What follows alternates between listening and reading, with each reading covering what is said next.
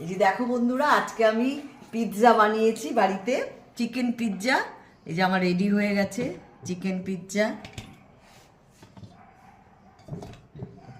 সবাইকে এখন দেব।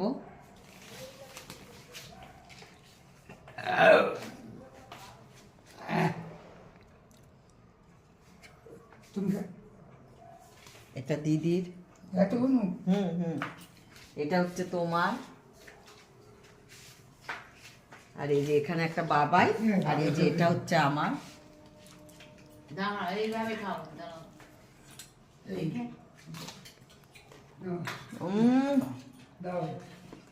এইভাবে খাও বাবা বাড়িতে বানিয়ে খাও না, এইভাবে খাও। এই দেখ, এই